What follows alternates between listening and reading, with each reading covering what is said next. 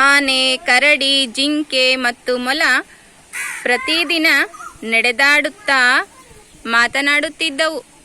ಎಲ್ಲೇ ಆಟ ಆಡಕ್ ಹೋಗಿದ್ದೇನು? ಇಲ್ಲ, ಅದೇನೇ ಬೇರೆ ಕೆಲಸದಲ್ಲಿ ಇತ್ತಂತೆ. ಯಾಕೆ ತಡವಾಗಿ ಬಂದೆ? ನನಗೆ ಬಹಳ ದಿನಗಳಿಂದ ಒಂದು ಆಲೋಚನೆ ಬಂದಿತು. ಅದೇನೆಂದರೆ ಕೇಳಿ. ಕಾಡಿನ ವಿಷಯ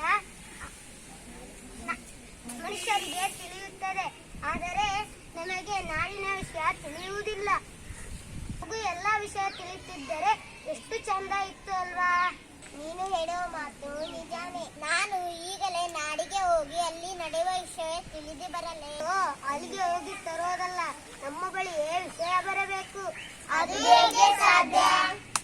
ಬಹಳ ಹಿಂದೆ ನಾವು ನಾಡಿಗೆ ಹೋಗಿದ್ದೆ.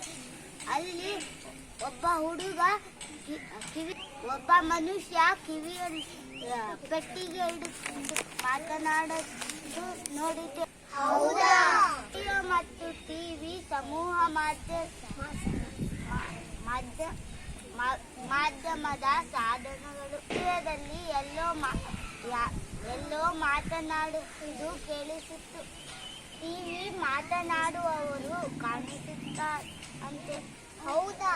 ಸರಿ, ನಾವು ಏನು ಮಾಡುತ್ತೇವೆ? ನಾವು ಈಗಲೇ ಹೋಗಿ ಮೃಗರಾಜನ ಹತ್ರ ಟಿವಿ ತರೋಣ ಎಂದು ಕೇಳೋಣ. ಕಾಡಿಗೊಂದು ಟಿವಿ ತರೋಣ ಎಂದು ಕೇಳೋಣ. ಬನ್ನಿ, ಮೃಗರಾಜನ ಬಳಿ ಹೋಗೋಣ. ಏನು ಗಜರಾಜ, ಎಲ್ಲರೂ ಒಟ್ಟಾಗಿ ಬಂದಿದ್ದೀರಾ?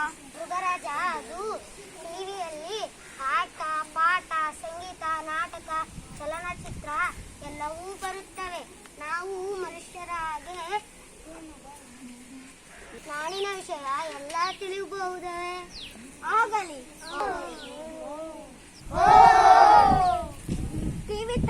ಟಿವಿ ತರಲು ನಾನು ಜೊತೆಗೆ ಆನೆ, ಜಿಂಕೆ, ಸಿಂಹ, ಮೊಲ, ಅದರಲ್ಲಿ ಬರುವ ಉತ್ತಮ ಕಾರ್ಯಕ್ರಮಗಳನ್ನು ವೀಕ್ಷಿಸೋಣ. ಬನ್ನಿ ಹೋಗೋಣ.